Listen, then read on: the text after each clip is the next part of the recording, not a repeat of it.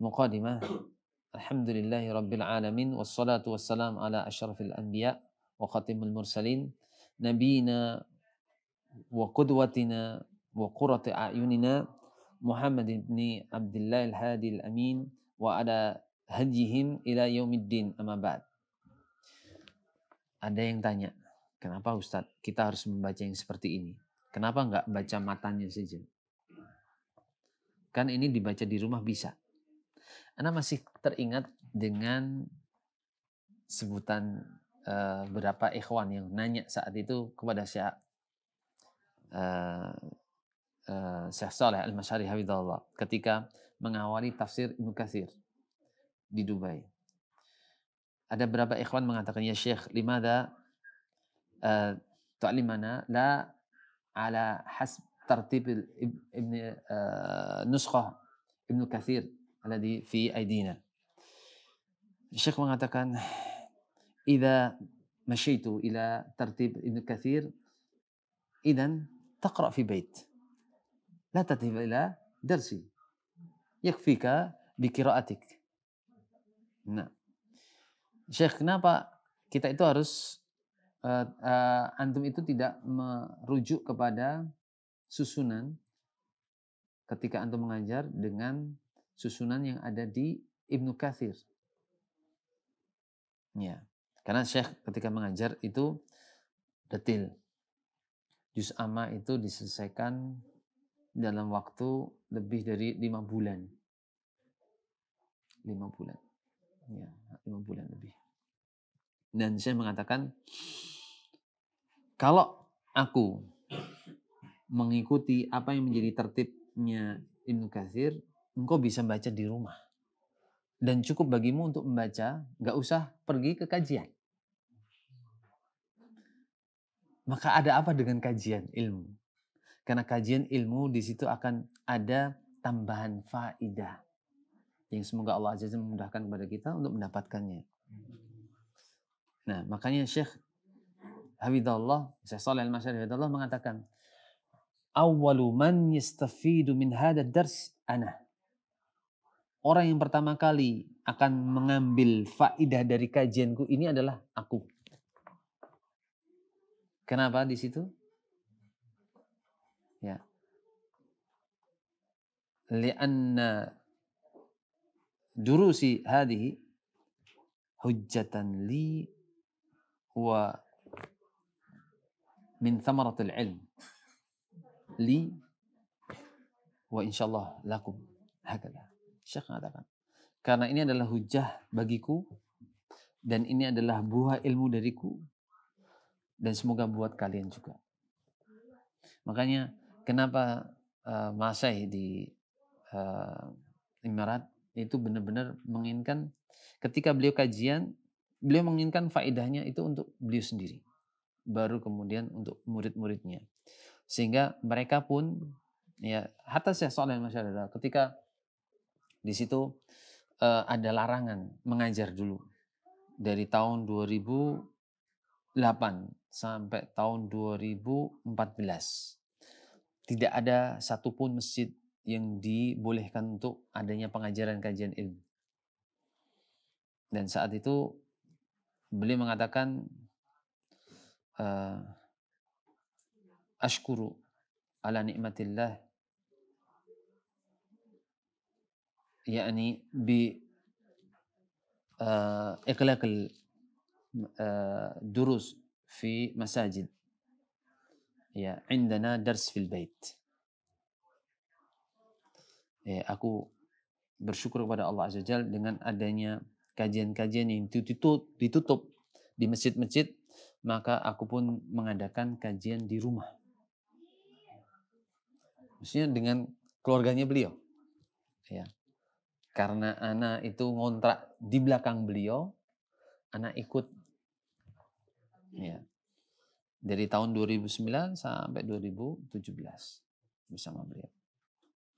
Dan itu adalah bagian dari taufik dari Allah Azza wa Jalla, kemudahan dari Allah Azza wa Jalla. Maka Syekh Shalih Al-Masyari radhiyallahu beliau berwasiat, Izaki, idza raja'ta ila Indonesia la tark dakwah. La tatruku dakwah, la tatruku dakwah, la tatruku dakwah. Idza tarakta dakwah satandam. Ya, jangan tinggalkan dakwah, jangan tinggalkan dakwah, jangan tinggalkan. Kalau engkau tinggalkan dakwah, engkau akan menyesal. Karena sebenarnya dakwah itu adalah faedahnya buat kita, diri kita sendiri, menguatkan diri kita sendiri. Nah, kita lanjutkan dulu.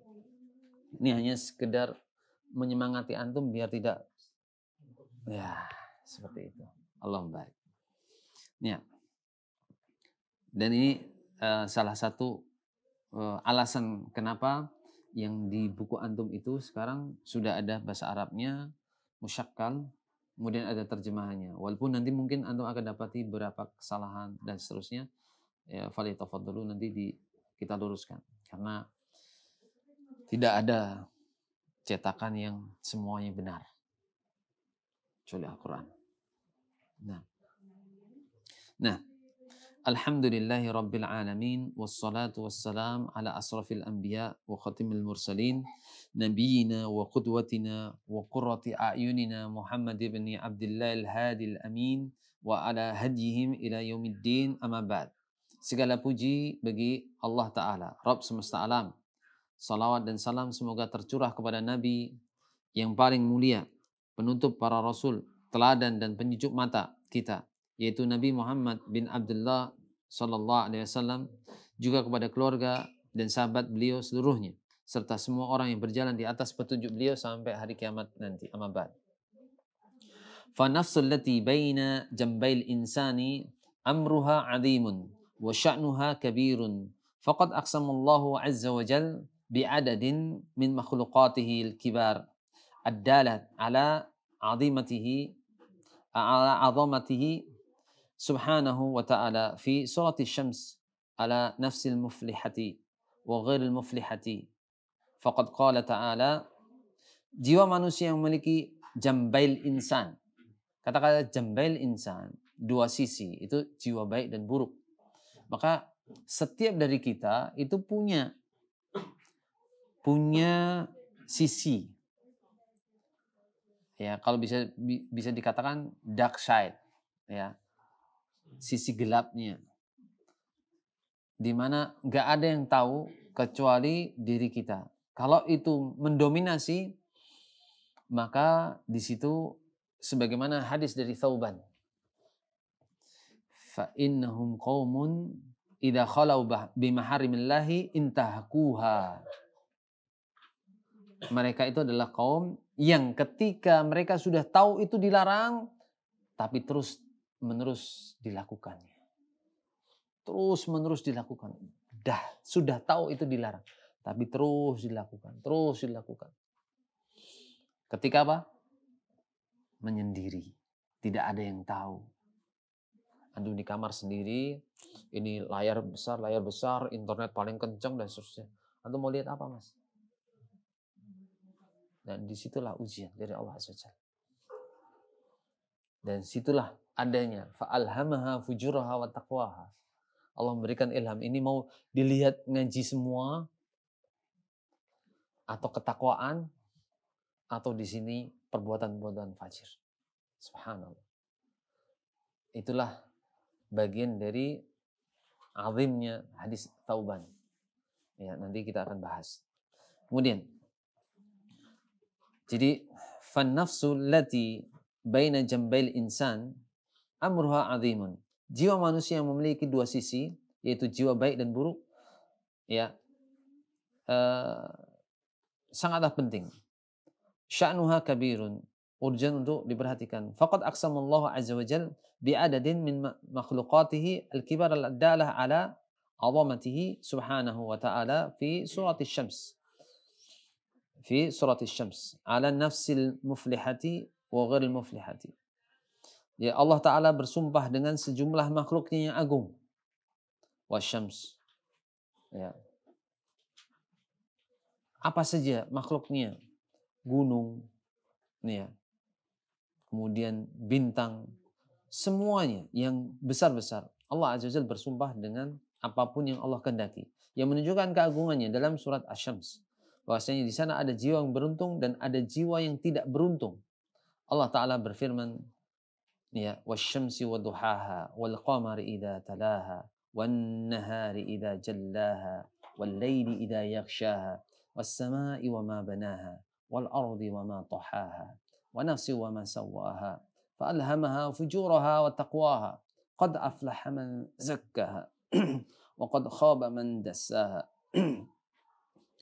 Demi matahari dan cahayanya di pagi hari. Matahari dan cahaya di pagi hari. Bulan.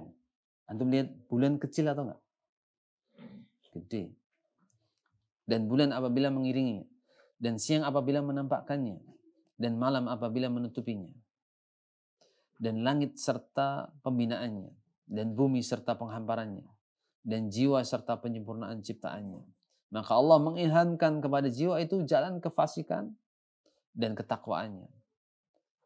Sesungguhnya beruntunglah orang yang menyucikan jiwa itu. Dan sesungguhnya merugilah orang yang mengotorinya. Dan di situ Allah Azza wa Jalla berfirman, qad aflaha man zakkaha. Sungguhnya beruntung orang yang menyucikan jiwa itu. Nah, sehingga di sini kita berharap kepada Allah Azza wa Jalla agar bagian dari kajian ini adalah keinginan paling besar kita untuk mensucikan jiwa kita. Karena sesungguhnya tidak ada yang bisa mensucikan jiwa kita kecuali Allah Azza wa Jalla. Tapi di situ harus ada ilmunya. Sebagaimana seorang dokter itu yang mendiagnosis suatu penyakit. Dia bisa mendiagnosis karena ada ilmunya. Gak mungkin dengan cara yang ngawur, cara yang sembarangan, cocokologi dan yang lainnya gak mungkin di situ. Nah, maka disebutkan as-su zakati hiya ziyadatu fil khairi. Wal muradu bil ayati huna anna man sa'a fi tazkiyati nafsihi wa islahiha wa sumuwiha bil istikthari min at-ta'ati wal khairat wal ibtiadi an syururi was sayyiati tahaqqaqa falahuhu. Makna asal dari kata az-zakat itu adalah az-ziyadatu fil khair, bertambah kebaikan. Nah, sekarang apa bedanya az-zakatu wal barakah? Al-barakatu subutul khairi wa nama'uhu. Barakah subutul khair wa nama'uhu. Tetapnya kebaikan dan tumbuh berkembang kebaikan itu. Maka kalau misalnya antum lihat ilmunya barokah, artinya apa? Ilmunya tetap dan berkembang, faedah-faedahnya menyebar kemana-mana. Dan semoga Allah Azza wa Jalla memudahkan kita mendapatkan kebarokahan ilmu. Nah, maka disebutkan di sini bedanya dengan as-su zakah, hiya ziyadatu fil khair, tambahan dalam kebaikan. Wal muradu bil ayati huna, dan maksud dari ayat ini di sini adalah anna man sa'a fi tazkiyati nafsihi, orang yang berusaha untuk mensucikan dirinya, wa islahiha, dan memperbaikinya, wa sumuwiha bil iktisari minat ta'ati, dan dia mengisi jiwanya dengan memperbanyak amalan ketakwaan, ya, wa islahiha, dan kebaikan, wa sumuwiha bil iktisari minat ta'ati wal khairat, dan memperbaiki, ya, ketaatan, kebaikan, ya, itu wal ibtiadi an syururi was sayyiati tahaqqaqa falahu, serta menjauhi segala keburukan, maka pastilah dia akan beruntung. Allah Ta'ala juga berfirman, wa qad khaba man dassaha, dan sesungguhnya merugilah orang yang mengotorinya. Nah, kemudian dibahas aslu tadsiyati. Ana mau bertanya kepada antum, Mas. Kenapa di sini disebutkan pengertian istilah-istilah? Sini.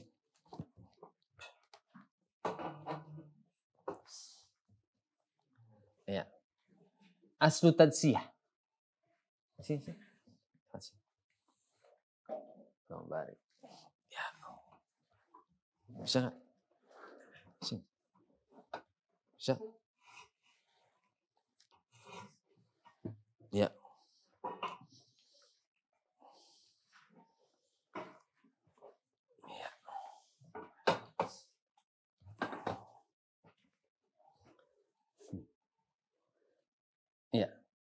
Kenapa disebutkan di sini pengertian beberapa dari mufradat istilah-istilah yang dipakai di sini? Agar tidak bias. Agar tidak ada penyalahgunaan makna. Maka orang yang mengetahui tentang usul, ya, makanya ulama-ulama usul adalah ulama-ulama yang paling kuat dalam definisi kata. Termasuk Syekh Muhammad bin Shalih Al-Utsaimin rahimahullah. Itu juga kuat dalam usul. Ya, kemudian Syekh Utsaimin, ya, rahimahullah juga kuat dalam usulnya. Nah, di sini dibahas aslu tadsiyati wal ikhfa'u fal 'asi qad akhfa nafsahu al karimata bi fi'l al athami wa tamaraha bi rada'il wal khasa'isi wa qama'aha wa ahlakaha bi fi'l al 'uyubi hatta sarat nafsan dani'atan wadhi'atan munhatatan واستحقت بذلك الخيبة والحسران والعياذ بالله. Asal kata tadsiyah adalah menutupi, ikhfa. Ya, fal'asi qad akhfa nafsahu al-karimata bi fi'lil atham. Orang yang melakukan maksiat, artinya dia menutupi jiwanya yang mulia dengan melakukan berbagai macam dosa. Wa tamaraha bi rada'il khasa'is. Menguburnya dengan berbagai hal yang rendah dan hina. Wa qama'aha wa ahlakaha bi fi'lil uyub, menghancurkan dan merusaknya dengan berbagai atau dia dengan melakukan berbagai hal yang tercela. Aib. Nasallahu alaihi wasallam. Hatta sarat nafsan dani'atan wadhi'atan munhattatan. Ya, dan sehingga jiwanya pun menjadi jiwa yang rendah dan hina. Sehingga dengan hal itu jiwa tersebut, ya, wastahaqqat bidzalikal khaybata wal husrana wal iyadu billah. Ya, jiwa tersebut berhak mendapatkan kekecewaan dan kerugian di akhirat. Wal iyadu billah. Kita di situ ada kata-kata apa? Wal iyadu billah. Ini adalah salah satu adab. Salah satu adab, ya. Ini kalau ada buah berarti ana hanya bisa makan ketika ada pertanyaan. Karena tidak mungkin ana ngajar ketika ada buah. Nah, buah ditaruh sana dulu. Afan, barakallahu fikum. Nah, ini masuk kepada kam muridin khair lan yusibah. Berapa banyak orang menginginkan kebaikan tapi nggak dapat. Jadi kalau ana habisin buah itu, selesai kajiannya. Ya kan? Antum melihatnya hanya Ustaz lagi makan buah, Ustaz lagi makan buah. Buah keberapa itu ya? Allah. Allah. Ya. Alhamdulillah. Jazakumullah khairan. Barakallahu fikum. Nah, oleh karena itu di sini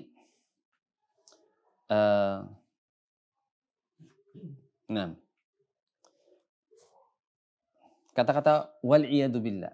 Ini adalah adab dari para ulama kita. Ya, dari kata-kata wa'ad bi isayyatal hasanata tamhuha, ikuti yang jelek dengan kebaikan, niscaya akan menghilangkannya. Maksudnya di situ, ketika kita menyebutkan apa saja yang jelek, maka kita harus berlindung kepada Allah Azza wa Jalla. Dan ketika kita menyebutkan apa saja yang baik, bahkan dari nikmat-nikmat surga dan yang lainnya, maka kita meminta kepada Allah Azza wa Jalla agar itu diberikan kepada kita, dijadikan itu bagian dari rezeki kita. Nah, saya kelahiran, Allah barik. Dan itu salah satu dari kehati-hatian para ulama. Karena disebutkan dari athar Aisyah radhiyallahu anha, ya, al-bala'u muwakkalun bil mantiqi. Al-bala' muwakkalun bil mantiqi.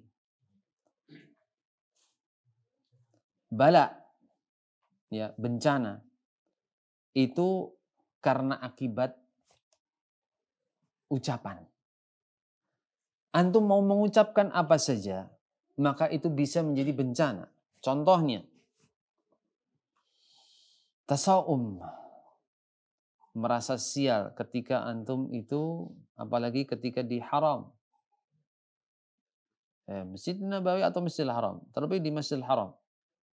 Ada orang yang ketika dia tawaf, dia mengatakan, enak sekali itu, Pak, naik kursi roda, nggak capek. Hanya mengatakan seperti itu. Ya, dia mengatakan, saya sudah capek nih, baru 4 putaran. Mengatakan, sudah capek. Bagaimana di situ? Sorenya dia terjatuh. Ketika wudhu, dia harusnya naik tangga, harus ke bawah satu lagi, tapi dia langsung otomatis ke bawah, guling. Akhirnya dia pun harus di kursi roda, beneran. Subhanallah. Makanya hati-hati dengan ucapan. Apalagi ketika ucapan orang tua kepada anaknya. Salah satu doa la yurad. Ada 3 doa yang tidak akan ditolak. Ya. Salah satunya yang disebutkan di situ adalah doaul walid ala waladihi. Doa orang tua kepada, doa buruk orang tua kepada anaknya. Makanya ketika doa, misalnya contoh, kamu itu anak yang nggak tahu diri, nggak mau nurut sama bapak, kamu celaka dunia, itu benar. Itu bisa menjadi doa yang dikabulkan. Maka hati-hati ketika kita itu menasihati, bahkan hanya sekedar mengancam kepada anak kita dengan sebutan-sebutan seperti itu. Itu bisa diaminkan dan itu bisa menjadi bala. Nah, nasallahu. Makanya ada faedah penting dari kata-kata wal iyadu billah di sini, ya. Ketika kita menyebutkan suatu kejelekan, kita harus berlindung kepada Allah Azza wa Jalla agar itu tidak menjadi bala buat kita. Dan ketika kita menyebutkan nikmat-nikmat dari surga Allah Azza wa Jalla, semoga Allah Azza wa Jalla mudahkan itu menjadi rezeki kita. Seperti itu. Nah, dan itu adalah kemudahan dari lisan para ulama. Mereka dijadikan ulama karena doa-doa kebaikan kepada mereka banyak. Begitu pula beliau mendoakan kebaikan-kebaikan kepada orang-orang yang membaca kitabnya, membaca bukunya, itu pun disebutkan di situ. Makanya ini penting buat diri ana dan semoga bermanfaat buat antum semuanya. Kalau antum melihat ada orang-orang yang mengajak kepada kebaikan, kepada Al-Quran dan Sunnah menurut manhaj salafus soleh, tapi dengan lisan yang kasar, dengan kata-kata yang tidak selayaknya, tidak hikmah. Begitu pula jarang mendoakan kebaikan. Bahkan harus menghajar ini, harus hajar. Karena hajar itu adalah sesuatu yang wajib bagi kaum muslimin dan seterusnya. Mengisolasi ini, mengisolasi itu. Mengatakan ini, mengatakan itu. Nah, ini ketahuilah bahwa yang seperti itu adalah bagian dari da'watul jafafah. Dakwah yang penuh dengan kekeringan. Dan ini yang harus kita hindarkan. Nah, lanjutkan. فالنفوس الشريفة لا ترضى من الأشياء إلا بأعلاها وأفضلها وأحمدها عاقبة والنفوس الدنيئة تحوم حول الدناءة وتقع عليها كما يقع الذباب على الأغذار فالنفس الشريفة العلية لا ترضى بالظلم ولا بفواحش ولا بشرقة والخيانة لأنها أكبر من ذلك وأجل والنفوس المهينة الحقيرة والخسيسة بضد من ذلك فكل نفس تميل إلى ما يناسبها wa yushakiluha. Nah, antum lihat di sini jiwa yang mulia, ya, fannufusus sarifatu, jiwa yang mulia, la tarda minal asya'i, tidak akan ridho dengan segala sesuatu, illa bi'a'laha, kecuali menginginkan yang paling tinggi, wa afdaliha, yang paling utama, wa ahmadiyah, yang paling banyak pujiannya, atau yang paling terpuji, paling baik. Akibatan, hasil akhirnya. Gak mungkin antum itu kasih setengah-setengah. Lihat mas, dalam Islam, di sisi Allah Azza wa Jalla itu tidak ada setengah-setengah mas. Gak ada setengah-setengah. Ima antum baik semuanya atau tidak sama sekali. Maksudnya gimana Ustaz? Ada yang tahu? Innallaha thayyibun la yaqbalu illa thayyiban wa la yudkaru fihi nisfu thayyibah. Allah itu maha baik dan hanya menerima yang baik satu komplit mas. Tidak ada nisfu thayyib. Setengah kebaikan gak ada mas. Maka kita ketika meyakini yang seperti itu, ingin melakukan kebaikan, jangan pernah setengah-setengah. Kalau kita melakukan setengah-setengah, ya, setengah kebaikan, kemudian nanti dicampur dengan yang jelek dan seterusnya, itu tidak akan diterima. Paham sampai di sini? Nah, kemudian pasti menginginkan yang paling utama, paling bagus semuanya. Wan nufusud dani'atu, ya. Sedangkan jiwa yang rendah, jiwa yang kerdil, ya, tahumu haulal dana'ati, ya, taqu 'alaiha kama yaqa'ud dubabu 'ala akdari. Ini jiwa yang hina, jiwa yang rendah tadi, ini dia menghampiri perkara yang hina. Dia hanya berputar di sekeliling perkara yang hina. Dia menghampiri perkara hina sebagaimana lalat menghinggapi kotoran. Nasallahu. Ya. Makanya jiwa yang mulia dan tinggi tidak akan pernah akan ridho terhadap tindak kezaliman. Perbuatan keji, pencurian, pengkhianatan, karena jiwanya lebih besar dan lebih mulia dari semua itu. Sedangkan jiwa yang hina dan rendah berkebalikan dengan hal itu. Maka setiap jiwa akan cenderung condong kepada sesuatu yang selaras dan sesuai dengannya. Ini di kitab Al-Fawaid karya Ibnu Qayyim rahimahullah. Yang antum harus pahami adalah kaitannya di sini. Antum lihat lalat. Tidak ada lalat bangsawan, ningrat, nggak ada.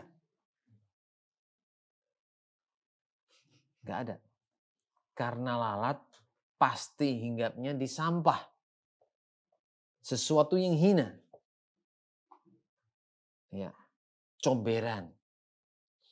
Dan yang lainnya. Nggak ada lalat yang doyan dengan emas. Yang dipajang, nggak ada. Ya. Dan seperti itu menunjukkan bahwasanya karena lalat makhluk yang rendah, dia mencintai dan hinggap sekitar yang rendah. Sedangkan jiwa seorang mukmin harus tinggi. Makanya tadi, kalau antum itu orang biasa, maka tentunya antum akan mementingkan bagaimana safarnya antum dari Magelang ke Jakarta one way dengan selamat, wis sah. Ya, sudah sah. Tapi kalau antum menginginkan ketinggian, maka antum akan berpikir selama perjalanan ketika saya safar, saya akan melakukan apa? Saya bisa membantu apa? Saya akan bisa mengamalkan apa? Seperti itu. Saya bisa mengunjungi yang mana? Ya. Sama halnya ketika misalnya antum harus mengunjungi bengkel. Bengkelnya di luar kota. Dan antum mengajak berapa ikhwan. Dan ikhwan itu ada yang tempat tinggalnya asli daerah itu. Kenapa antum tidak mampir sebentar? Mengunjungi orang tuanya. Menyampaikan kabar gembira bahwasanya anaknya baik-baik saja. Meyakinkan kepada orang tuanya bahwasanya anaknya ini merantau dengan aman. Dia sudah mendapatkan saudara yang baru, yaitu saya. Itu hal yang namanya tafaul, memberikan optimisme kepada orang tua bahwasanya anaknya baik-baik saja. Ditemukan dengan orang-orang baik. Makanya orang yang baik akan ketemu dengan orang baik, Mas. Al-arwahu junudun mujannadah. Al-arwah junudun mujannadah. Ruh-ruh itu seperti tentara yang berbatalion-batalion. Ya. Idza ta'arrafa i'talafa. Wa ma tanakara ikhtalafa. Jadi, Nabi SAW, ruh itu berbatalion-batalion. Kalau saling kenal, dia akan saling menyatu. Tapi kalau nggak kenal, akan tercerai-berai. Contohnya, antum sudah terbiasa untuk menjaga sholat malam, puasa Senin Kemis, sholat berjamaah 5 waktu di masjid, menyibukkan diri dengan ilmu. Kira-kira Mas, antum sepekan diminta untuk hidup di tengah orang-orang yang di situ banyak maksiat, klub malam. Antum diterima kerjanya di klub malam. Kira-kira gimana, Mas? Gak akan nyaman, gak akan nyambung, susah. Naudzubillah min dzalik. Nasallallahu. Semoga Allah jauhkan dari yang demikian.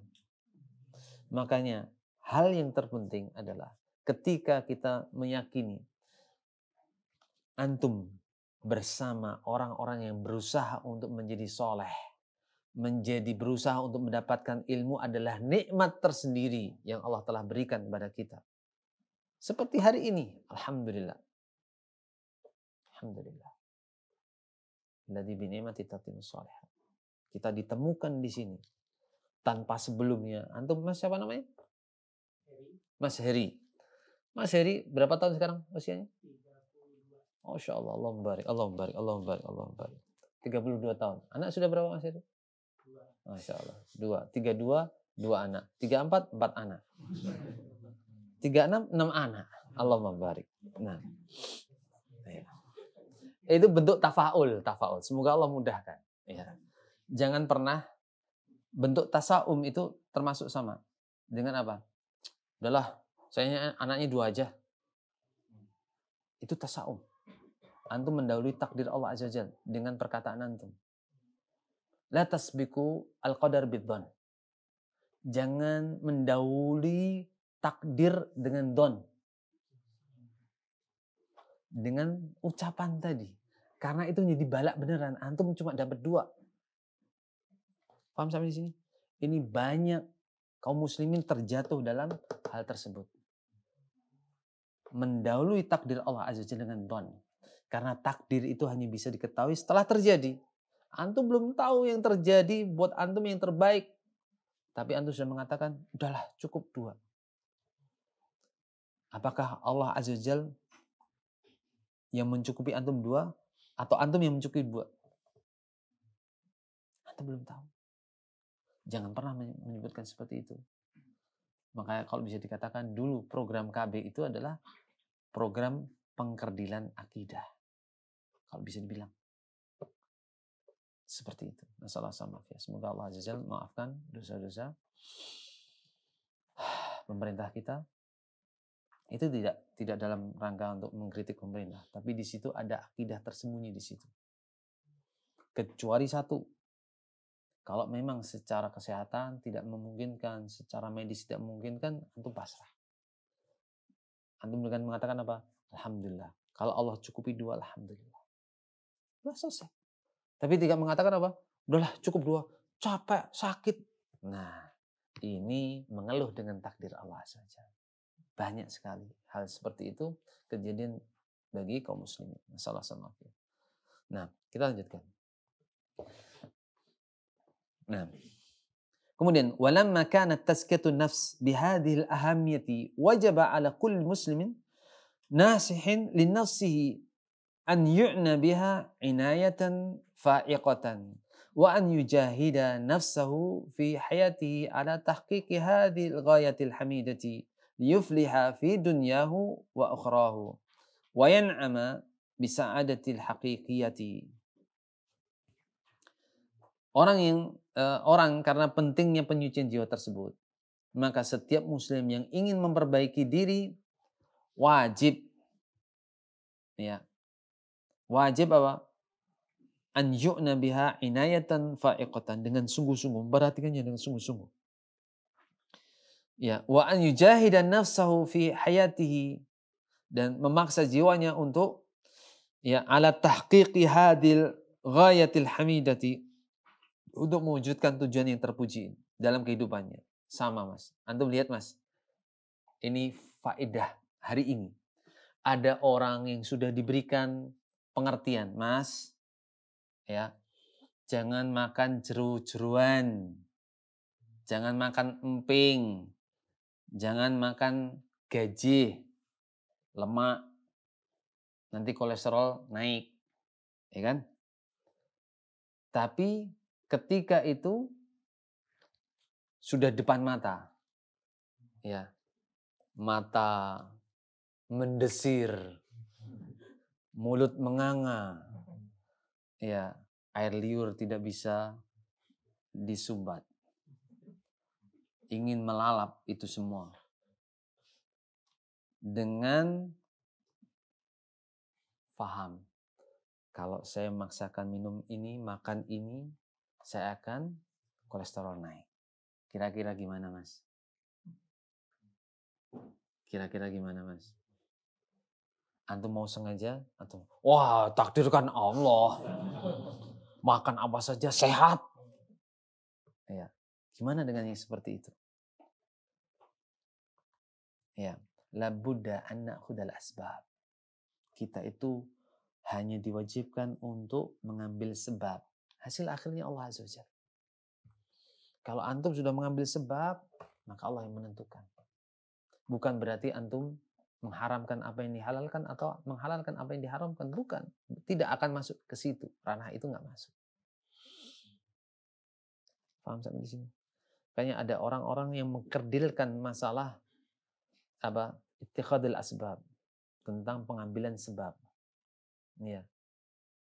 Nah, pengambilan sebab itu penting dalam syariat Islam.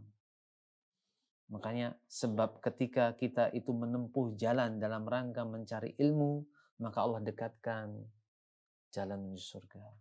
Man salaka tariqan yaltamisu fihi ilman sahalallahu lahu bihi tariqan ilal jannah.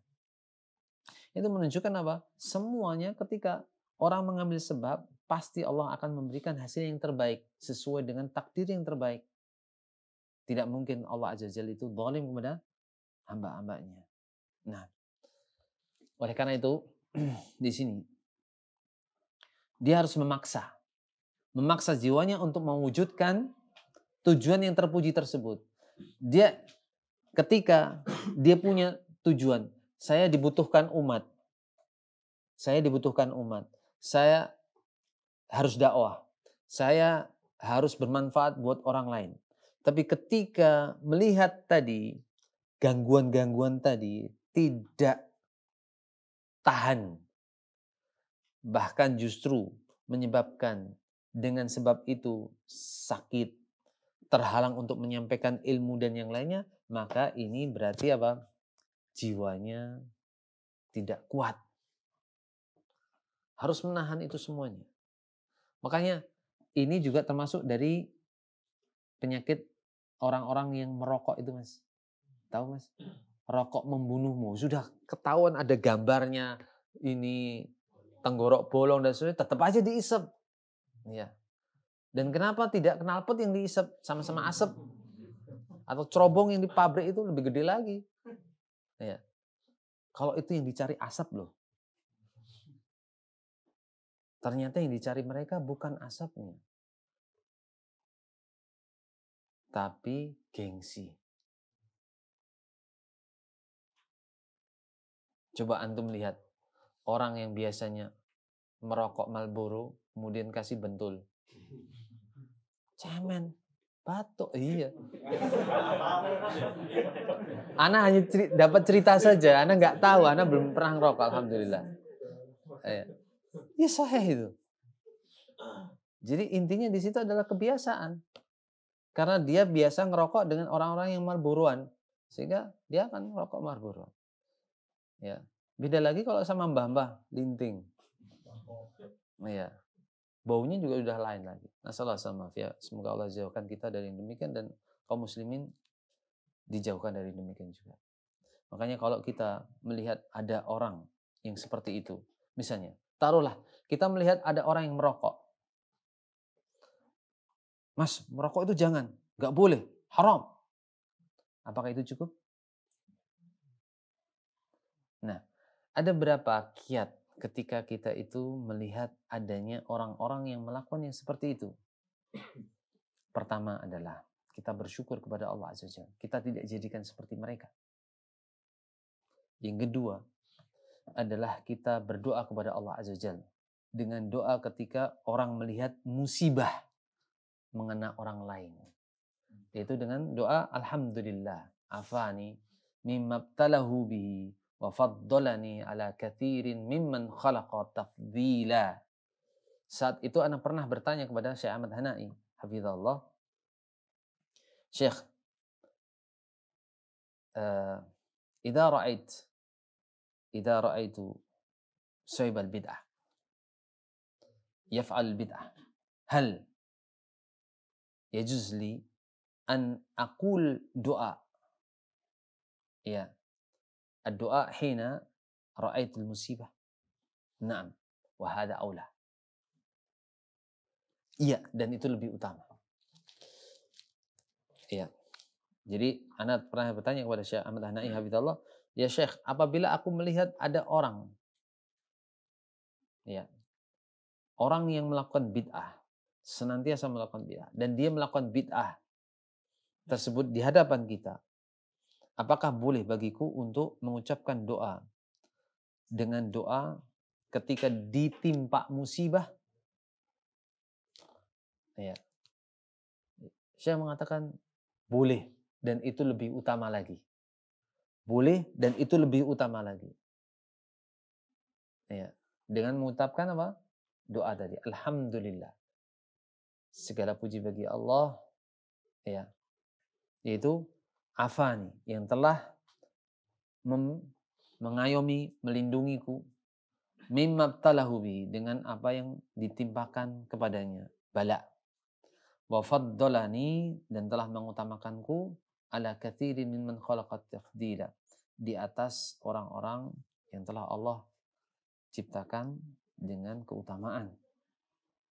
Ya, artinya di situ kalau kita tahu kita sudah diselamatkan. Sama halnya sekarang, Mas. Duduknya antum di sini itu Allah sudah menyelamatkan antum dari menyia-nyiakan waktu. Maka kaidah penting, kalau kita itu ya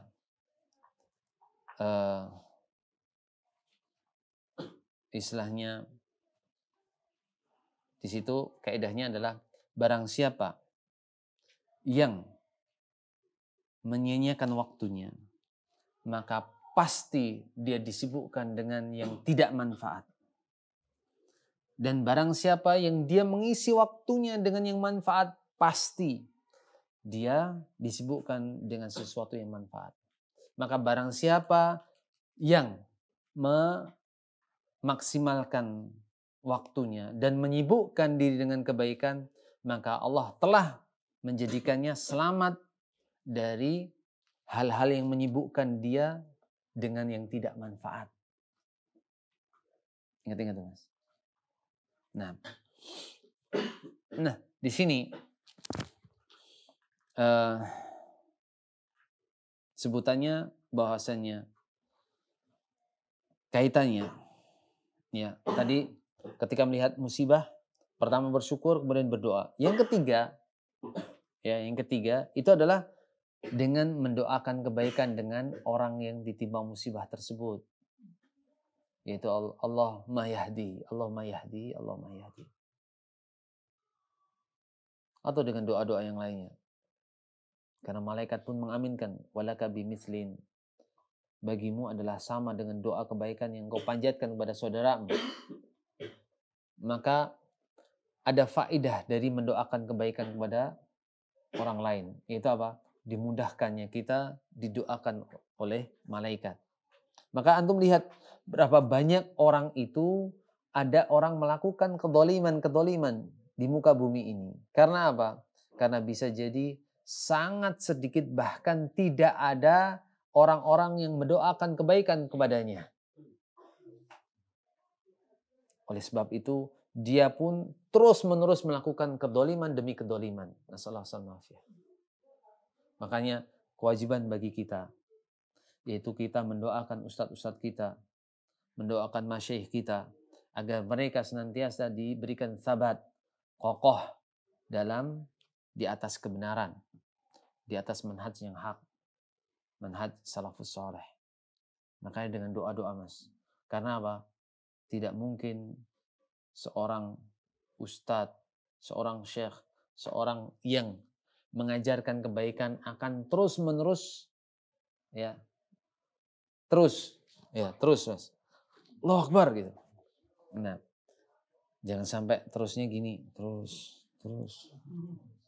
Nah, akan terus-menerus tidak tergelincir dengan sebab kurang kita mendoakan kepada mereka. Ingat-ingat di situ. Nah, fa inna lin-nafsi 'alal muslimi haqqan kama qala Rasulullah sallallahu alaihi wasallam. Maka sungguhnya jiwa seorang muslim memiliki hak yang harus dipenuhi. Sebagaimana sabda Nabi sallallahu alaihi wasallam, "Wa inna li nafsika 'alaika haqqan." Sungguhnya jiwamu memiliki hak yang harus dipenuhi atas dirimu. Contoh, Mas.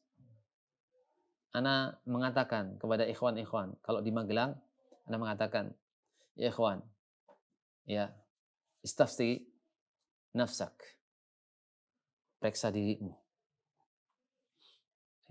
Maksudnya diriku juga, maksudnya ana memerintahkan kepada diri ana dan antum memerintahkan buat diri antum. Itu apa? Idza wajadta nu'as, sa'arta bin nu'as wan naum fi asna'id dars.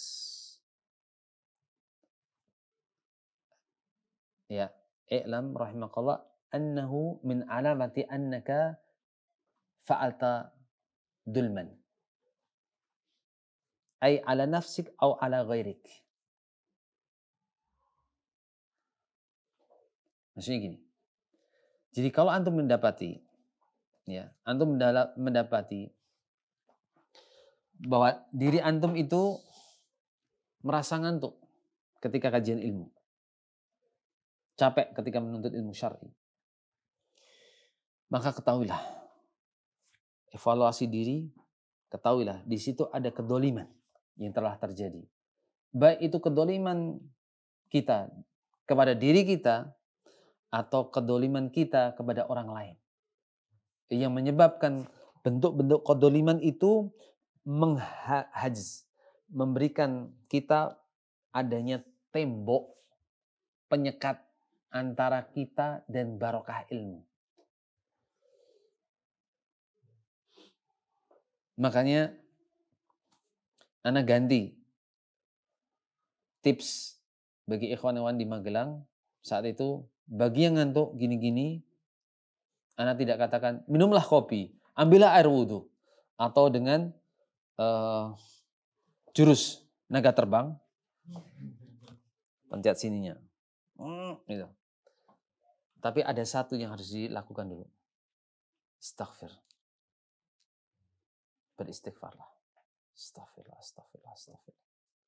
Karena bisa jadi ada dosa, ada kedoliman yang sudah kita lakukan, tapi kita tidak menyadarinya. Baik dari kita, badan kita yang kurang olahraga, kurang istirahat, kurang minum, itu kedoliman loh. Kurang minum kedoliman. Jadi ana minum dulu. Bismillah.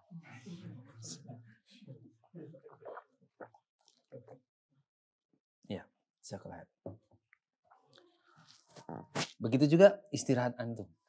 kurang istirahat, dolim pada jiwa antum, badan antum. Karena wa inna li nafsika 'alaika haqqan. Ada hak. Kalau tajawuz an haqqi, melewati dari hak yang seharusnya, maka itu dolim. Maka ada orang yang ngantuk, ada orang yang benar-benar ini bukan gini-gini lagi. Sampai bunyi seperti itu karena dia duduknya paling jauh, kemudian tidak terdengar, tidak terdeteksi. Ya. Itu bukan apa istilahnya jaminan kalau dia itu tidak melakukan dolim. Justru di situ adalah alamat jelas dia telah melakukan kedoliman. Baik dolim pada dirinya atau orang lain. Masalah sama. Kalau yang berat untuk orang lain. Tapi terkadang dolim kita pada diri kita sendiri tidak dirasakan. Ya, masalah sama. Ya. Kemudian kita lanjutkan. Wa yukhti'u man yadhunnu anna al-haqq anna haqqan nafsi yakunu bitashdidi 'alayha wa hirmaniha min huquqiha allati fatara Allah subhanahu wa ta'ala an-nufusa 'ala al-ihtiyaji ilaiha kama yukhti'u man yadhunnu anna haqqan nafsi yakunu bitafriti wa ihmali siyasatiha wa tarkiha munghamisatan fi syahwatiha wa nahwi dzalika. Sungguh keliru orang yang menyangka bahwa hak jiwa tersebut adalah dengan bersikap keras kepadanya dan menghalanginya dari hak-hak yang secara fitrah Allah telah menciptakan jiwa itu pasti butuh terhadap pemenuhan hak-hak tersebut. Sebagaimana juga keliru orang yang menyangka bahwa hak jiwa tersebut adalah dengan meremehkan dan mengabaikan perbaikannya serta membiarkannya tenggelam dalam syahwat yang semisal dengan demikian. Wa nahwi dzalika. Ya, antum bisa lihat orang yang dia zalim pada waktunya nonton bola malam-malam, Mas. Ya, bahkan yang lucunya adalah nobar sambil tahajud. Yo piye itu? Karena sambil mikir-mikir. Nonton bareng sambil tahajud. La yastami'ani baina syarr wal khair. Tidak akan bertemu antara yang jelek dan baik, Mas. Karena katakan tadi apa, Mas? Allah Azza Jal thayyib. Innallaha thayyibun la yaqbalu illa thayyiban. Allah itu maha baik, tidak menerima kecuali yang baik, satu yang baik, Mas. Bukan setengah-setengah. Apakah ketika antum nobar itu antum akan istighfar? Astagfirullah. Kul astagfirullah. Mungkinkah seperti itu? Ya. Bahkan tadi malam ana di kereta, orang nonton itu. Sambil nempuk-nempuk HP-nya. Karena sinyalnya biar pet. Di kereta kan? Ya. Subhanallah. Ya. Itu dia menyalahkan HP-nya, sedangkan dia pun tidak beristighfar. Hanya cuma gini aja, subhanallah. Bagaimana Allah menyibukkan dirinya dengan sesuatu yang tidak manfaat. Maka barang siapa yang menyibukkan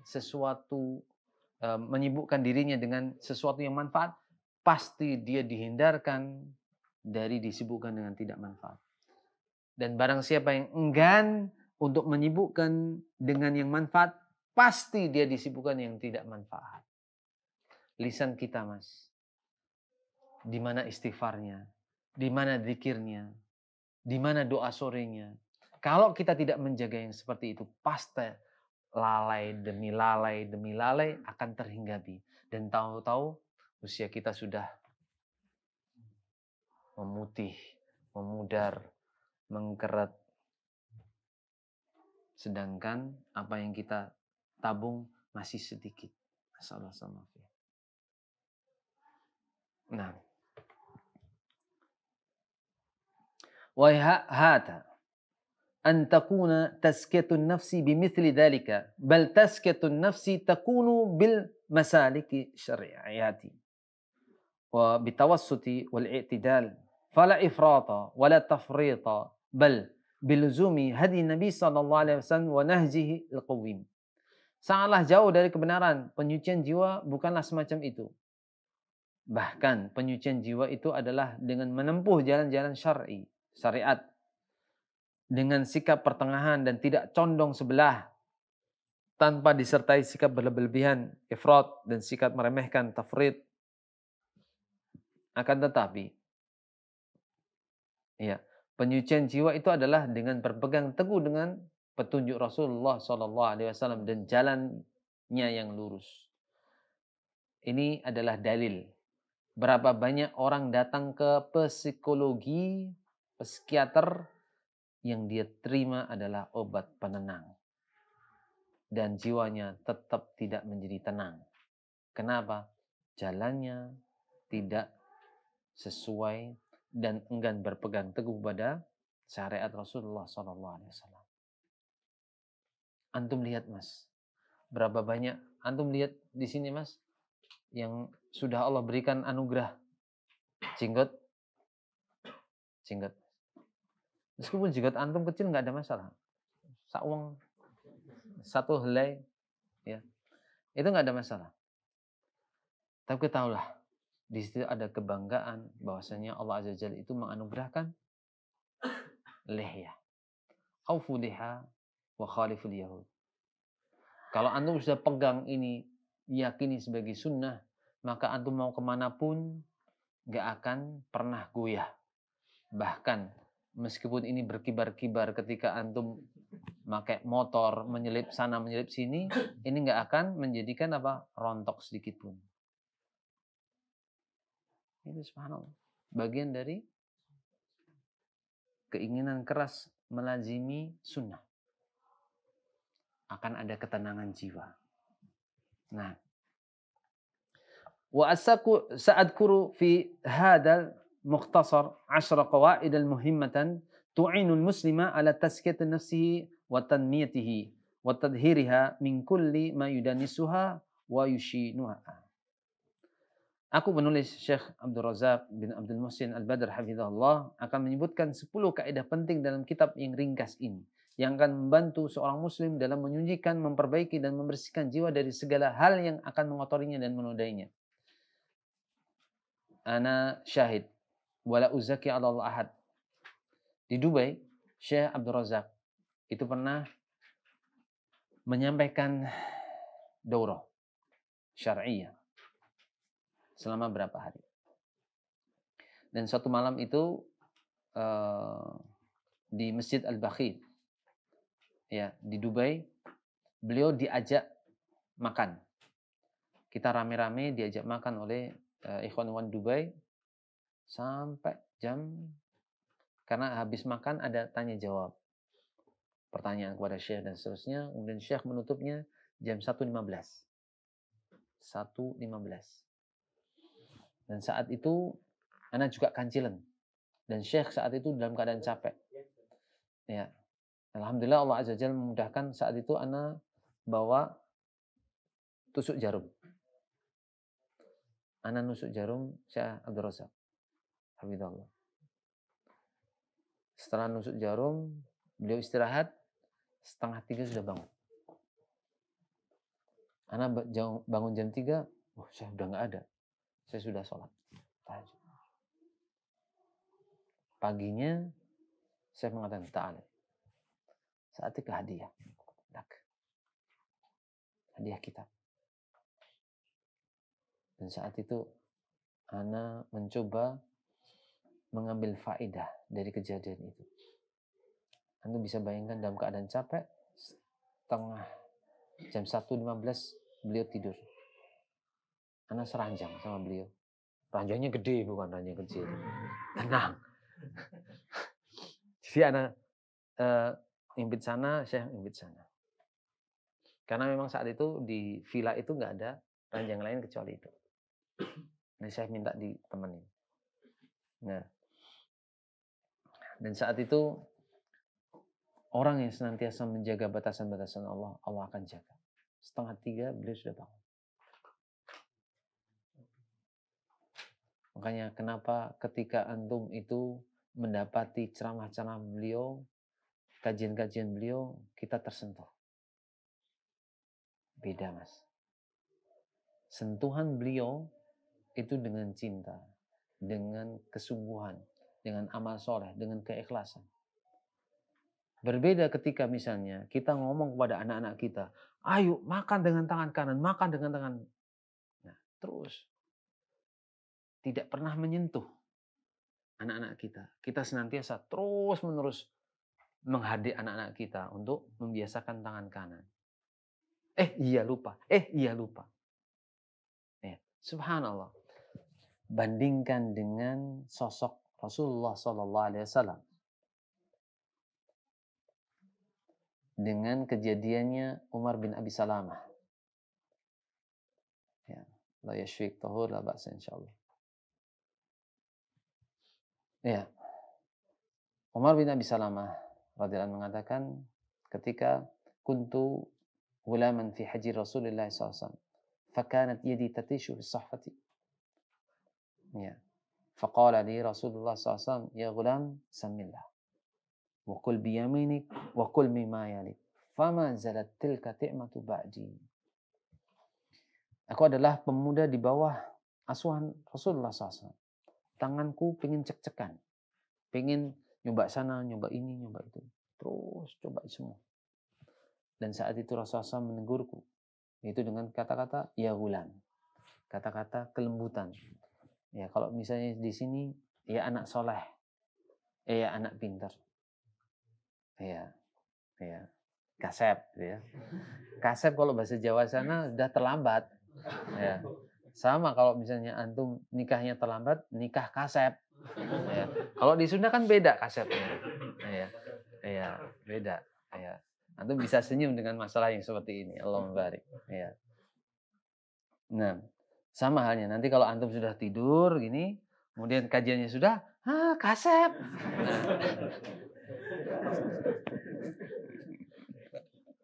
Allahumma barik, Allahumma barik.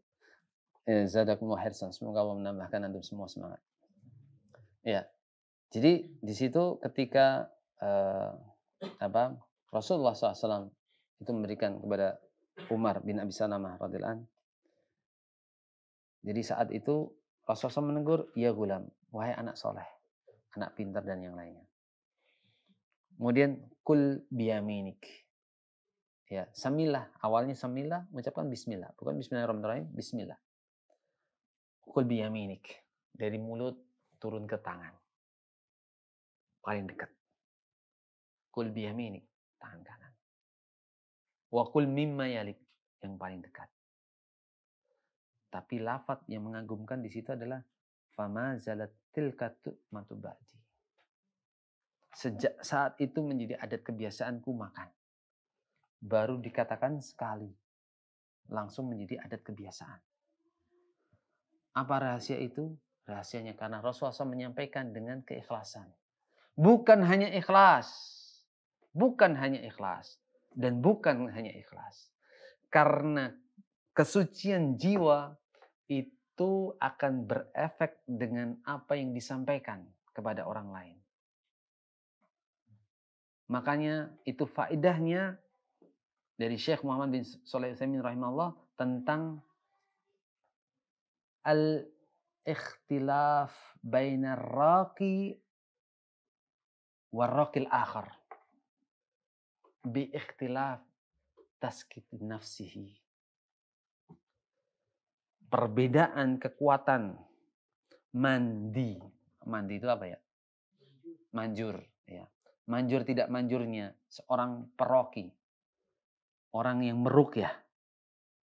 Itu tergantung dari kesucian jiwa.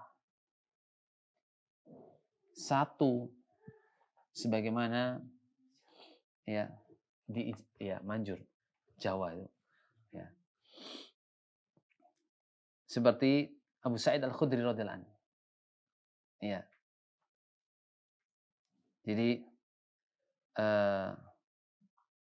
ketika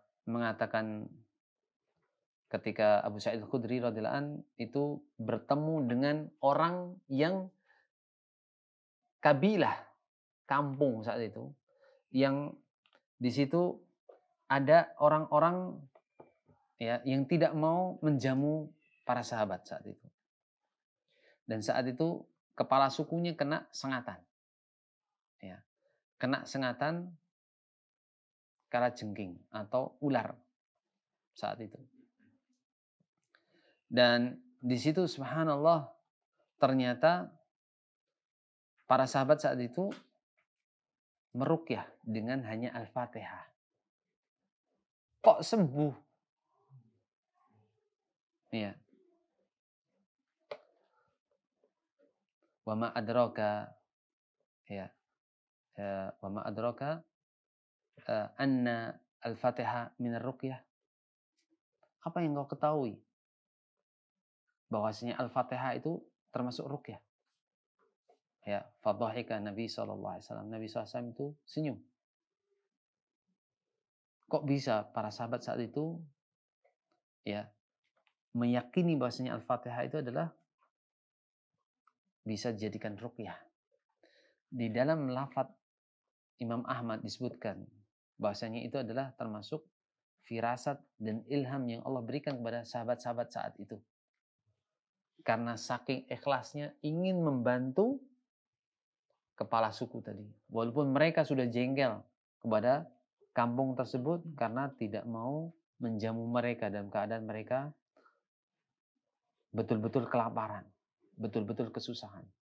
Tapi subhanallah, itu bagian penting sekali tentang apa Mas? Perbedaan antara memberikan nasihat. Maka pentingnya jiwa kita itu suci agar apa yang kita sampaikan kepada keluarga kita, anak-anak kita itu bisa meresap. Sebagaimana chef yang canggih. Ya, bumbunya kayaknya sama. Ya, bumbunya sama. Ya. Bumbunya sama. Ingredientnya sama, tapi rasanya kok beda. Paham sampai sini, Mas? Ya.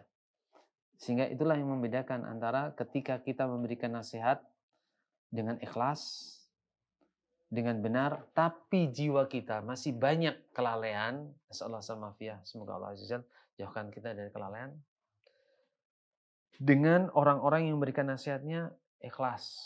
Karena Allah Azza Jalla sesuai dengan dari Al-Quran dan Sunnah dan jiwanya ikhlas. Itu berbeda. Nah, maka semoga Allah Azza Jalla memudahkan kita untuk bisa mempelajari 10 ya tentang pokok-pokok penyucian jiwa ini. Al-qaidatul ula. Ya. Kaidah yang pertama.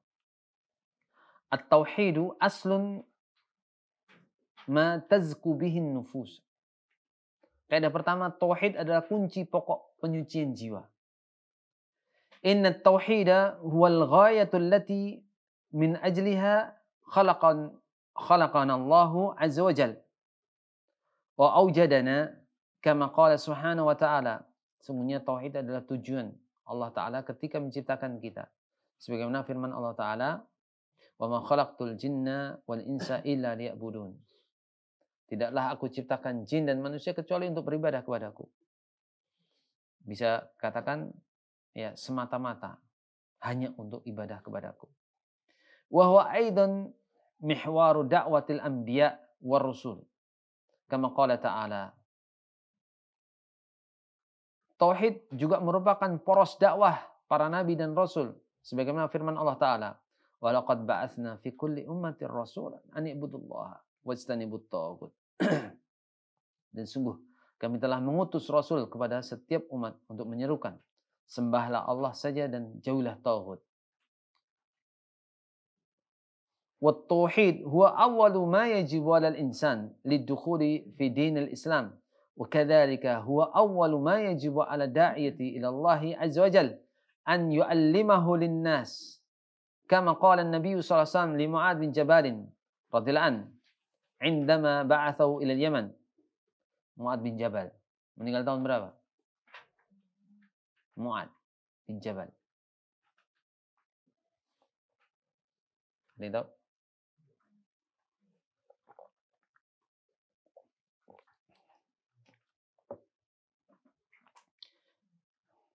إذا عرفنا وافية العلماء فعلينا أن نعرف كيف البركة تجري بأيدينا.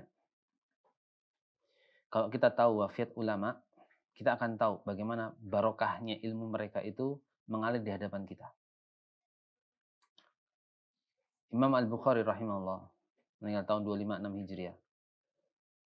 Beliau menjadikan kitab sahihnya menjadi hal yang paling dahsyat kebarokahan. Imam Nawawi rahimahullah tidak sempat nikah. Ibnu Taimiyah tidak sempat nikah. Imam Nawawi 676. Iya, Syekhul Islam Taimiyah 728. Mereka tidak sempat nikah. Enggak punya anak. Hanya mempunyai al-ilmu yuntafa bih. Idza mata bani Adam inqata amalu ila min salas. Bila orang mati itu terputus semua amalannya kecuali 3. Antum semua sudah paham. Bahkan hafal hadis ini. Shadaqah jariyah, al-ilmu yuntafa bih, al-walad salih yad'ulah. Shadaqah jariyah, ilmu yang bermanfaat, kemudian anak soleh yang senantiasa mendoakan kebaikan kepadanya. Nah, ada sebagian orang yang Allah takdirkan tidak punya anak. Ya. Tapi Allah penuhi yang 2 ini dengan sepenuh-penuhnya. Dia bisa sedekah jariyah, ilmunya bermanfaat. Paham sampai di sini? Ada juga yang dia tidak diberikan ilmu, tapi diberikan anak yang banyak. Semuanya menjadi soleh dan solehah. Ya. Lewat ini, bahkan dia pun nggak sempat haji dan umroh. Tapi anak-anaknya yang menghajikan dan umroh. Subhanallah. Itu bentuk keadilan dari Allah Azza wa Jalla. Maka ini tidak ada yang salah dari bentuk kebarokahan. Apa saja yang kita lakukan akan bisa menjadi barokah. Tapi pertanyaan buat kita adalah, sejauh ini apa yang sudah kita siapkan agar kita mendapatkan barokah dan senantiasa bisa mengalir sepeninggal kita. Adakah, Mas? Ada. Gak jauh-jauh. Ini ada. Mahat Safira ini. Antum sudah di dalamnya. Antum membantu apapun, bahkan doa, bisa menjadi kemanfaatan. Iya enggak? Banyak jalan-jalan menuju ke sana. Dan itulah keindahan Islam.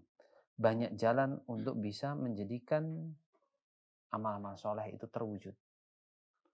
Nah, Rasulullah SAW berkata kepada Mu'adz bin Jabal radhiyallahu anhu, indama ba'athahu ila Yaman, ketika Nabi SAW mengutus ke Yaman. Innaka taqdamu ala qaumin min ahli kitabi falyakun awwala ma tad'uuhum ila an yuwahhidullaha ta'ala. Sesungguhnya engkau akan berdakwah kepada sebuah kaum dari ahli kitab. Maka jadikanlah perkara pertama kali yang engkau serukan adalah agar mereka mentauhidkan Allah Ta'ala. Ada pertanyaan. Ustaz, itu kan zaman Rasulullah SAW. Ada orang yang belum mengenal Islam. Kalau sekarang banyak yang sudah mengenal Islam, tapi mereka menolak tauhid. Mereka menolak ajaran tauhid. Bahkan ketika ada tulisan-tulisan tauhid, Wahabi, Wahabi, dan Wahabi. Terus gimana?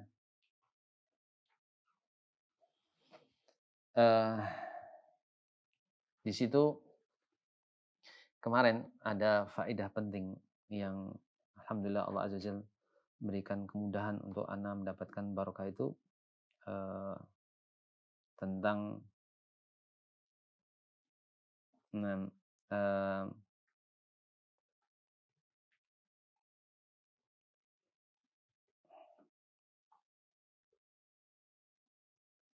tentang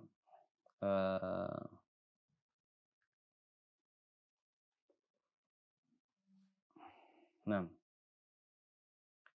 dari penjelasan ya Syekh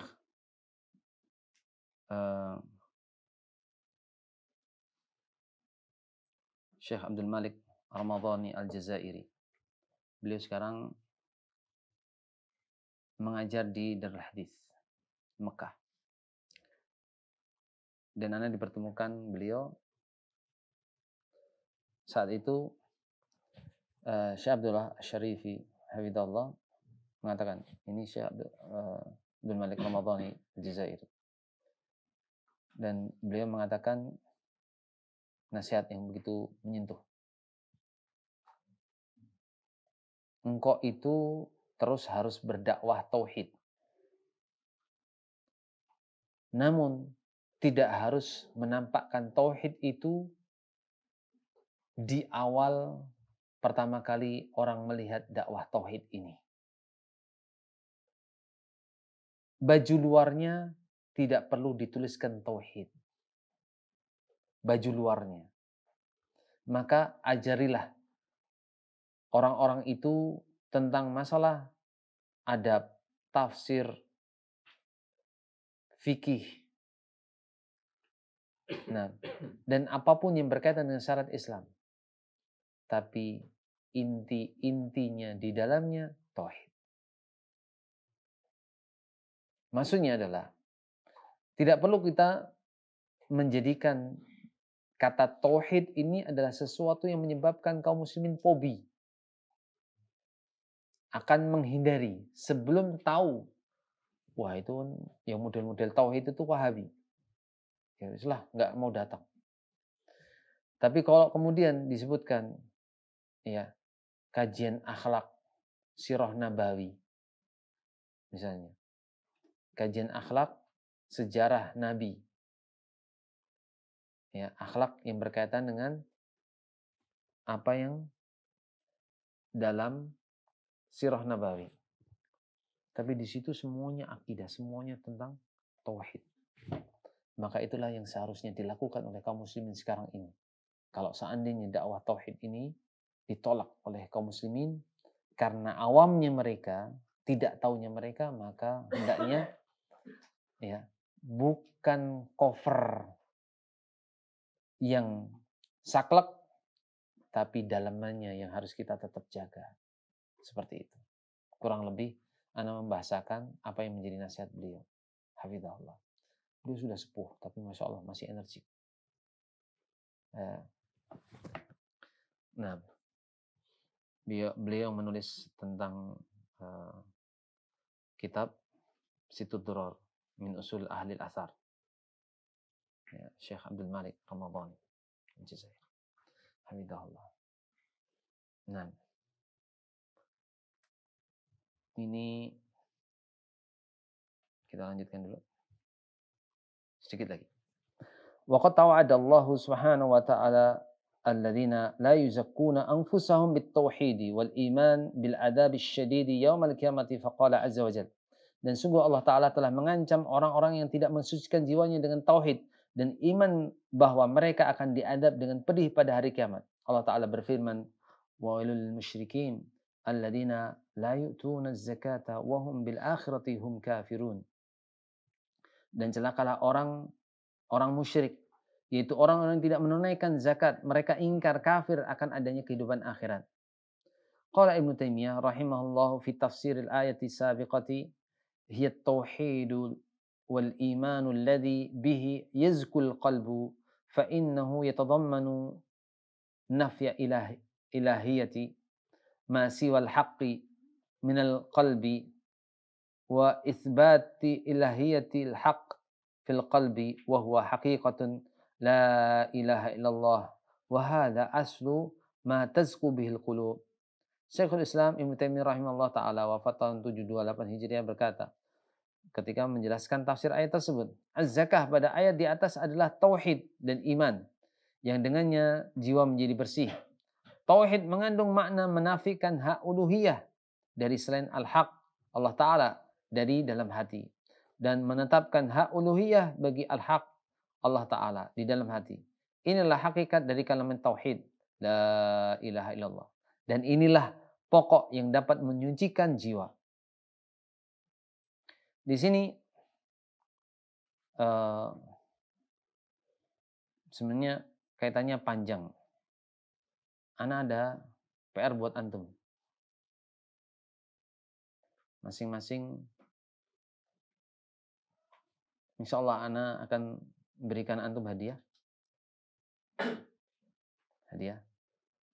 Yaitu kopi. Dan ana minta antum menuliskan kertas. Ya. Menuliskan 10 contoh penerapan tauhid dalam kehidupan sehari-hari. Nah, dan insya Allah sementara ini dulu yang Anda bisa sampaikan. Dan semoga Allah Azza wa Jalla menjadikan apa yang kita pelajari ini sebagai pemberat amalan kita kelak di yaumul hisab. Kita diberikan kemudahan untuk senantiasa bersemangat menuntut ilmu syar'i dan istiqomah dalam menuntut ilmu syar'i. Dan semoga Allah Azza wa Jalla memudahkan kepada kita mengangkat kebodohan kita kajian ilmu ini. Begitu juga dapat membantu kita mengangkat kebodohan dari orang-orang sekitar kita, termasuk keluarga kita. Dan semoga Allah Azza wa Jalla menjadikan apa yang kita pelajari ini sebagai amalan terbaik yang bisa membantu orang tua kita yang masih hidup maupun yang sudah meninggal menjadi orang-orang yang kelak akan Allah berikan ketinggian posisi di sisinya. Naktafi bihadil qudrah. Allahumma salli ala Muhammad wa bihamdika asyhadu an la ilaha illa anta astaghfiruka wa atubu ilaik. Assalamualaikum warahmatullahi wabarakatuh.